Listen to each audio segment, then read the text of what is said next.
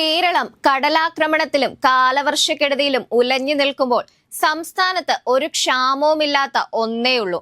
അതാണ് ഭരണാധികാരികളുടെ മറുപടികളും അതുണ്ടാക്കുന്ന വിവാദങ്ങളും.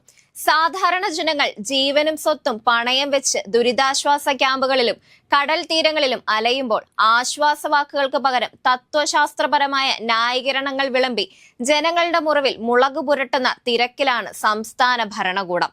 ഇതിൽ മുൻപന്തിയിൽ നിൽക്കുന്നത് മറ്റാരുമല്ല, ഓരോ ദിവസവും വിചിത്രമായ ഓരോ ന്യായീകരണങ്ങളുമായി വന്ന് സ്വന്തം കുഴി സ്വയം തോണ്ടുന്നതിൽ അപാരമായ ചാതുര്യം കാണിക്കുന്ന ബഹുമാനപ്പെട്ട ആരോഗ്യ ദേവസ്വം വകുപ്പ് മന്ത്രി കെ മുരളീധരൻ തന്നെയാണ്. അടുത്തിടെ കടലാക്രമണത്തിൽപ്പെട്ട് മുതലപ്പുഴയിലും കോവളത്തും കാണാതായ 2 മത്സ്യത്തൊഴിലാളികളെ കണ്ടെത്താനാവാത്തതിനെതിരെ തീരദേശ ജനത പ്രതിഷേധിച്ചപ്പോൾ നമ്മുടെ മന്ത്രി നൽകിയ വിശദീകരണം കേട്ട് ജനങ്ങൾ മൂക്കത്ത് വിരൽ വെച്ചുപോയി. കടലിൽ പോയാൽ കിട്ടാൻ ദിവസങ്ങൾ എടുക്കാറുണ്ട്, അത് തിരച്ചിൽ നടത്താഞ്ഞിട്ടല്ല എന്നതായിരുന്നു ഒരു തണുപ്പൻ രീതിയിലുള്ള മറുപടി.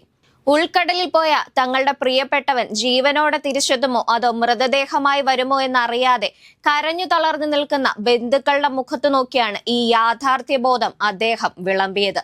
സർക്കാർ സംവിധാനങ്ങളും കോസ്റ്റ് ഗാർഡും പരാജയപ്പെട്ടിടത്ത് തങ്ങളുടെ സഹോദരങ്ങളെ കണ്ടെത്താൻ സമാന്തരമായി സ്വന്തം ജീവൻ പണയം വെച്ച് കടലിലിറങ്ങിയത് സാധാരണ മത്സ്യത്തൊഴിലാളികളാണ്. പതിറ്റാണ്ടുകളുടെ രാഷ്ട്രീയ പാരമ്പര്യവും ഭരണപരിചയവുമുള്ള ഒരു നേതാവിൽ നിന്ന് ഇത്തരം സന്ദർഭങ്ങളിൽ പ്രതീക്ഷിക്കുന്നത് അല്പം മാനുഷിക പരിഗണനയാണ്, അല്ലാതെ സമുദ്രശാസ്ത്ര പാഠങ്ങളല്ല. എങ്കിലും എന്തിനേയും ന്യായീകരിക്കാനുള്ള ഈ അമിതാവേശം അധികാരം തലക്കി പിടിച്ചതിന്റെ ലക്ഷണമല്ലാതെ മറ്റെന്താണ് എന്ന ആക്ഷേപം ഉയർന്നു കഴിഞ്ഞു. ന്യായം പറച്ചിൽ ഇവിടെയും തീരുന്നില്ല. സംസ്ഥാനം പ്രളയത്തിലും കനത്ത മഴയിലും മുങ്ങി നിൽക്കെ പൊന്നാനി ലീഗ് നേതാവിന്റെ വീട്ടിലെ സൽക്കാരത്തിൽ പങ്കെടുക്കാൻ ഓടിയെത്തിയ മുഖ്യമന്ത്രി വി ഡി സതീശനെ രക്ഷിക്കാനും മന്ത്രി മുരളീധരൻ മുൻപന്തിയിലുണ്ടായിരുന്നു. ഉച്ചയായാൽ ആരായാലും ഭക്ഷണം കഴിക്കും, അതിലിപ്പോൾ എന്താണ് ഇത്ര പ്രത്യേകത എന്നായിരുന്നു മാധ്യമപ്രവർത്തകരുടെ ചോദ്യത്തിന് മന്ത്രിയുടെ മറുചോദ്യം. ദുരിതാശ്വാസ ക്യാമ്പുകളിൽ കഴിയുന്നവർക്ക് ഒരു നേരം കഴിക്കാൻ ഭക്ഷണമോ ഉടുക്കാൻ വസ്ത്രമോ അടിസ്ഥാന സൗകര്യങ്ങളോ ഇല്ലെന്ന പരാതികൾ ഉയരുമ്പോഴാണ് വകുപ്പുകളുടെ ഏകോപനം പോലും മറന്ന് മുഖ്യമന്ത്രി സൽക്കാരത്തിൽ പങ്കെടുക്കാൻ പോയതിനെ മന്ത്രി ന്യായീകരിച്ചത്. കാര്യങ്ങളെല്ലാം വളരെ നിസ്സാരവൽക്കരിക്കുകയും ചോദിക്കുന്ന മാധ്യമപ്രവർത്തകർക്ക് വിഷയദാരിദ്ര്യമാണെന്ന് കുറ്റപ്പെടുത്താനും മറക്കുന്നില്ല. സർക്കാർ വാടകയ്ക്കെടുത്ത ഹെലികോപ്റ്ററിൽ മുഖ്യമന്ത്രി ഭാര്യാപിതാവിനെ കാണാൻ കഴിഞ്ഞ ദിവസം പോയതിനെ മുരളീധരൻ ന്യായീകരിച്ചത് കാലം മാറുമ്പോൾ കാർ മാറി ഹെലികോപ്റ്റർ ആകുമെന്ന് പറഞ്ഞായിരുന്നു. കാലം മാറുമ്പോൾ കാർ മാറി ഹെലികോപ്റ്റർ ആകും, അതിലിത്ര അതിശയിക്കാനൊന്നുമില്ല എന്നായിരുന്നു വിശദീകരണം. അടിയന്തര ഘട്ടങ്ങളിൽ വേഗത്തിലെത്താനാണ് ഹെലികോപ്റ്റർ എന്ന് ന്യായീകരിക്കുമ്പോഴും എന്തായിരുന്നു ആ അടിയന്തര സാഹചര്യമെന്ന് വിശദീകരിക്കാൻ മുഖ്യമന്ത്രിക്കോ സർക്കാരിനോ ഇതുവരെയും കഴിഞ്ഞിട്ടില്ല. ഏതൊക്കെയോ നിക്ഷേപകർ വന്ന് മറ്റു സംസ്ഥാനങ്ങളിലേക്ക് പോകും മുൻപ് അവരെ റാഞ്ചാൻ വേണ്ടിയാണ് ഈ പറന്നു നടക്കലെന്ന മാത്രമാണ് മുഖ്യമന്ത്രി വെളിപ്പെടുത്തിയിരിക്കുന്നത്. മറുവശത്ത് പ്രളയം പെയ്തൊഴിഞ്ഞിടങ്ങളിൽ ശുചീകരണവും രോഗപ്രതിരോധവും കാര്യക്ഷമമല്ലെന്ന് ജനങ്ങളുടെ പരാതികൾ ആകാശത്തോളം ഉയരുമ്പോഴും മന്ത്രി മുരളീധരൻ പ്രഖ്യാപിക്കുന്നത് ക്യാമ്പുകളിൽ മരുന്നുകളും മറ്റ് സാധനങ്ങൾക്കും യാതൊരു ക്ഷാമവുമില്ലെന്നാണ്. എന്നാൽ സ്വന്തം പാർട്ടിയിലെ കെ ജയന്ത് MLA തന്നെ മന്ത്രിയുടെ ഈ വാദം പൊളിച്ചടുക്കി. കോഴിക്കോട് പ്രൊവിഡൻസ് കോളേജിലെ ക്യാമ്പിൽ കഴിഞ്ഞ 4 ദിവസമായി വസ്ത്രം പോലും മാറാൻ കഴിയാതെ ദുരിതമനുഭവിക്കുന്ന ജനങ്ങളുടെ പരാതി സത്യമാണെന്ന് MLAക്ക് തുറന്നു പറയേണ്ടി വന്നു. എങ്കിലും ആരോഗ്യവകുപ്പ് മരുന്ന് കൃത്യമായി എത്തിക്കുന്നതിനാൽ ആർക്കും എലിപ്പനി വരില്ലെന്ന അടിയുറച്ച വിശ്വാസത്തിലാണ് മന്ത്രി ഇപ്പോഴും.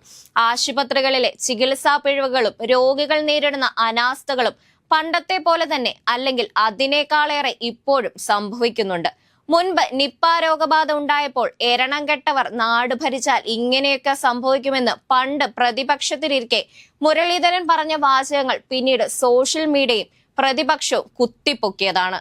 അതിനു പുറമെ മെഡിക്കൽ കോളേജുകളിൽ നിർധരരായ രോഗികൾക്ക് സൗജന്യമായി ഭക്ഷണം നൽകുന്ന സന്നദ്ധ സംഘടനകളെയും DYFI പോലുള്ള യുവജന പ്രസ്ഥാനങ്ങളെ തടയാൻ ശ്രമിച്ചതും വലിയ വിവാദമായിരുന്നു. പിന്നീട് പ്രതിഷേധം കൊടുമ്പിരി കൊണ്ടപ്പോൾ നിലപാടിൽ നിന്ന് മലക്കം മറിഞ്ഞ് തലയൂരേണ്ടി വന്നത് മന്ത്രിക്ക് വലിയ തിരിച്ചടിയായി. സർക്കാർ ആശുപത്രി വളപ്പിൽ വെച്ച് രോഗിയെ പാമ്പ് കടിച്ചപ്പോൾ അത് പാമ്പിനെ ചവിട്ടിയത് കൊണ്ടാണെന്ന് പറഞ്ഞതും ആരും മറന്നു കാണില്ല. ആരോഗ്യവകുപ്പിൽ മാത്രമല്ല, അദ്ദേഹം കൈകാര്യം ചെയ്യുന്ന ദേവസ്വം വകുപ്പിലും സ്ഥിതി വ്യത്യസ്തമല്ല. ശബരിമലയിലെ നെയ്യ് ക്രമക്കേടിലും സ്പെഷ്യൽ പ്ലീഡറെ നിയമിച്ച സംഭവത്തിലും ഞാനൊന്നും അറിഞ്ഞില്ലേ രാമനാരായണ, എല്ലാം മുഖ്യമന്ത്രി പറയുന്നത് പോലെ എന്ന മട്ടിൽ കയ്യും കെട്ടി നിന്ന നിസ്സഹായ അവസ്ഥയും നാട് കണ്ടതാണ്. എങ്കിലും സർക്കാരിനെയും മുഖ്യമന്ത്രിയെയും കണ്ണടച്ച് ന്യായീകരിക്കുന്നതിനിടയിലും ഗതാഗത മന്ത്രി CP ജോണിനെ തള്ളാനുള്ള വിവേകം അദ്ദേഹം കാണിച്ചു എന്നത് ശ്രദ്ധേയമാണ്.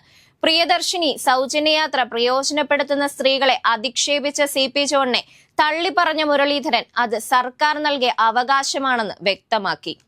അതോടൊപ്പം ആശുപത്രി വരാന്തകളിൽ കിടത്തി ചികിത്സിക്കുന്ന രീതിയില്ലെന്ന് സ്ഥാപിക്കാൻ ശ്രമിച്ചെങ്കിലും അത് തിരിച്ചടിച്ചത് ജോണിന് മാത്രമല്ല, സ്വന്തം വകുപ്പിനും മന്ത്രി മുരളീധരന് തന്നെയാണ്.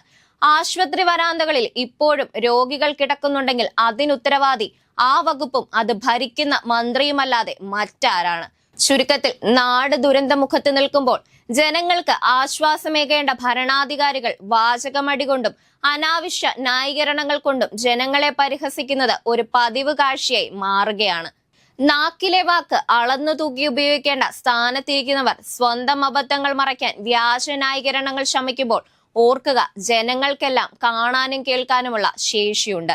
ഭരണത്തിന്റെ മത്തുപിടിച്ച് വാക്കുകൾ അഹങ്കാരത്തോടെ എറിഞ്ഞുടയ്ക്കുമ്പോൾ പ്രളയത്തിലും ദുരന്തത്തിലും അമരുന്ന സാധുക്കളുടെ കണ്ണീരാണ് അവിടെ വീണ് ഉടയുന്നത്.